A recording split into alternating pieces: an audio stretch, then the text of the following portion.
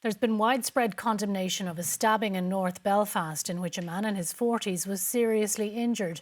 A man who the PSNI say is Sudanese has been arrested on suspicion of attempted murder after what's been called a brutal knife attack. This morning, a police cordon remained in place at Kinnard Avenue in North Belfast following what has been described as a brutal, vile and horrific knife attack. About 10:30 last night, a man aged in his 40s sustained significant injuries to his eyes and slash wounds to his back and face. A number of people intervened, confronting the apparent attacker until police arrived. The victim was taken to hospital, where his condition is described as serious. An item believed to be a kitchen knife was recovered from the scene. The suspect, a man in his 30s, who police said is believed to be Sudanese, was arrested at the scene on suspicion of attempted murder. He remains in custody. The leaders of the main political parties have urged the public to remain calm. Violence like this has no place in our community, and my thoughts are very much with the injured man, his loved ones and everyone that's been affected by this horrific attack. The alleged attacker arrived in Northern Ireland on a bus from Dublin 3 years ago. We understand that the suspect was in Northern Ireland on a 5-year visa and entered Northern Ireland via Dublin. This was someone who came here to live within our community and yet has committed an act of appalling, barbaric violence. Police said there is no information at this stage to suggest that it was a terrorist-related attack. The person responsible for this vile attack is in custody. Let the criminal justice process take its course. We also know that there are many in our community today who are fearful, who are afraid because they fear that others will associate them with the person who was involved in this attack. We need to reassure them too that their safety, along with everyone else's safety, is our primary concern. The police have said they are aware of calls for protests across Northern Ireland this evening and have appealed for calm. Well, let's speak to Shane, who's in Belfast, and also to our London correspondent, Sean Whelan, who's standing by. Shane, across the board in Belfast, there has been condemnation and appeals for calm. What is the concern? Yes, Sharon, there has been widespread condemnation and appeals for calm across Northern Ireland this evening.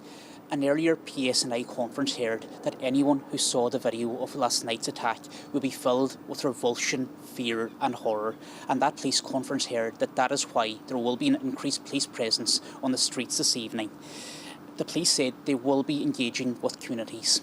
Earlier, the leaders of the main political parties in Northern Ireland issued a joint statement condemning last night's attack, and they said there was no place for violence like this in our society, and they said that they all give their full backing to the police investigation.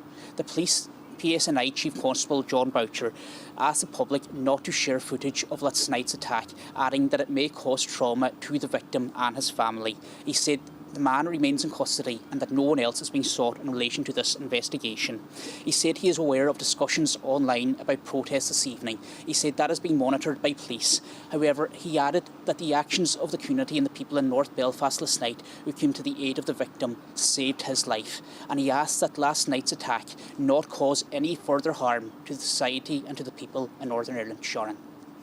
And Sean, this attack is also garnering attention in the UK, not least because the suspect travelled from Dublin to Northern Ireland. That's right. The origin of the suspected attacker and how he arrived in the United Kingdom, the subject of questions in the House of Commons earlier today to the Northern Ireland Secretary Hilary Benn.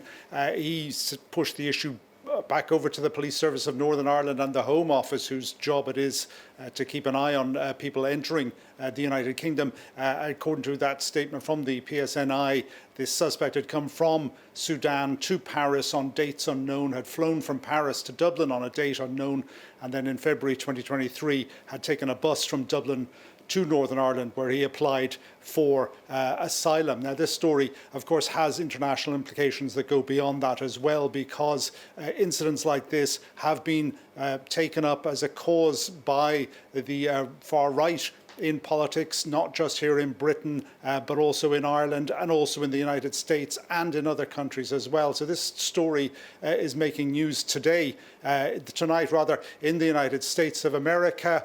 We've also seen previous incidents like last week's furore around the Henry Novak murder in Southampton a few weeks ago, being taken up by the US Vice President J.D. Vance, and political back and forth across the Atlantic rising out of that. So this is a very controversial issue, and that controversy is likely to grow.